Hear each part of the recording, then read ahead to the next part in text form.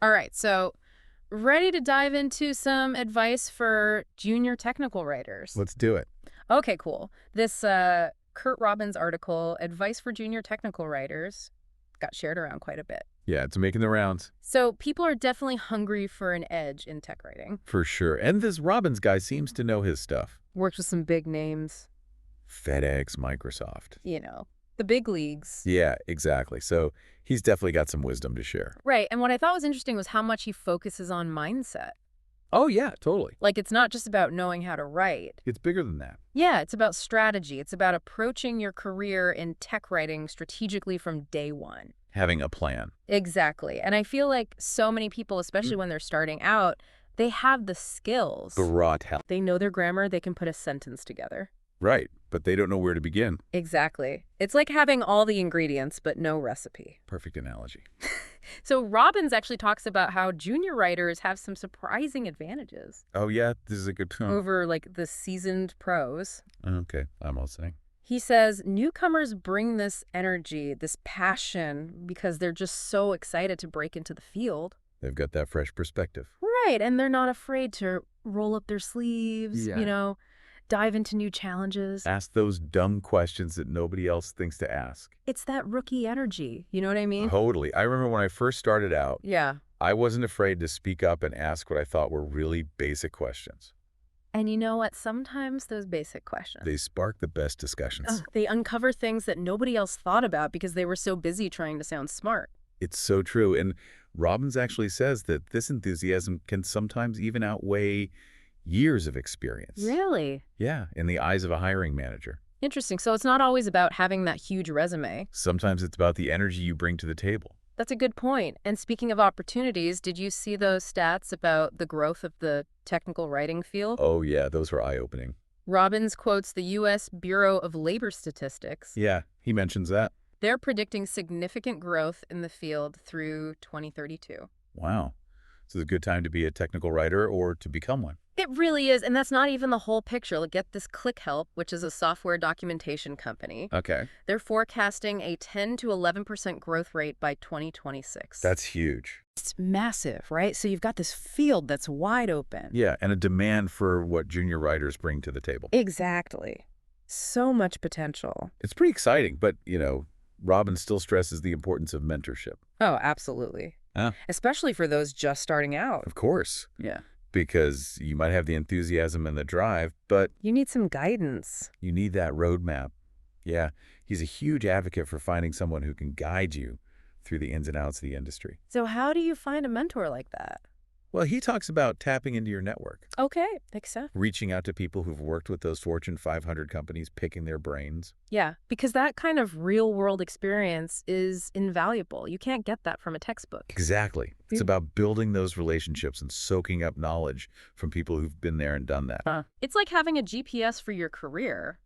You might eventually find your way, Right. but having someone who can point out the shortcuts, steer you around the dead ends. Exactly. Saves you a lot of time and frustration. For sure, and it doesn't always have to be like this formal mentorship thing. Oh, yeah, definitely. Robbins also talks about what he calls social listening.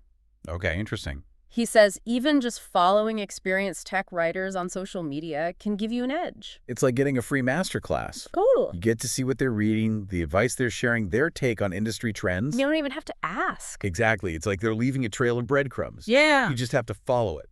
I love that analogy. And speaking of learning from others, Robbins actually shares a story in the article about how he learned this lesson the hard way early in his career. Uh-oh. He was working on this huge project for a major tech company, Okay. and he was in way over his head, like pulling all-nighters just to meet deadlines.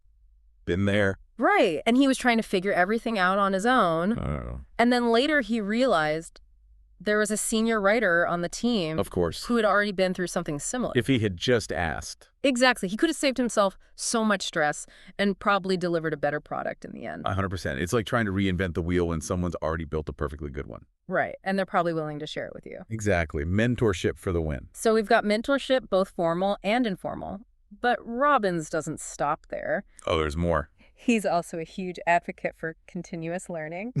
Makes sense. You can't just rest on your laurels in this field. Exactly. Especially with technology constantly changing, best practices evolving. New tools popping up all the time. It's a lot to keep up with. It is.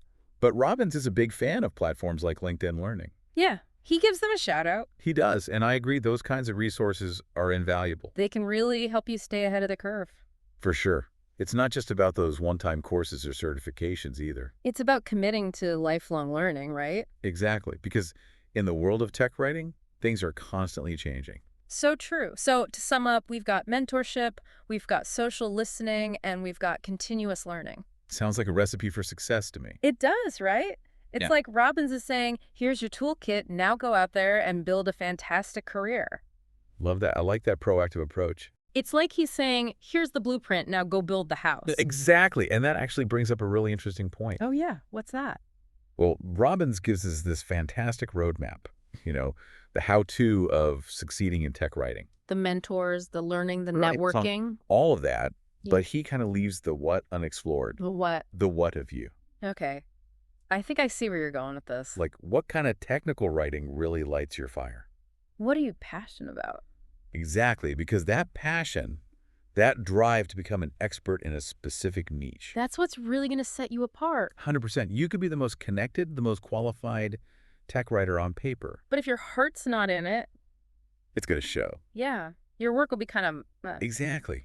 But when you're genuinely excited about what you're writing, when you're passionate. yeah, that energy, it shines through and it makes you incredibly valuable. Because you're the go-to person for that specific thing. You become the expert. So it's about finding that sweet spot where your skills and your interests overlap. Absolutely. That's where the magic happens. It's like Robbins gives you the tools to build anything you want. He does. He's saying, here's how to hone your craft, but you get to choose what you build. I love that it's about owning your journey, taking control. So for all you aspiring tech writers out there listening, Yeah, pay attention. don't just aim to be a good technical writer.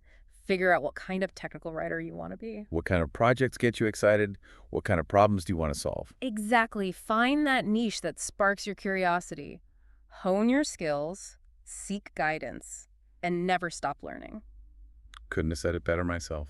And on that note, I think we'll wrap up this deep dive into the world of technical writing. This was a good one. It was, and for everyone listening, remember, your journey's just beginning. Keep exploring, keep learning, and keep asking those what questions. Until next time. See you later.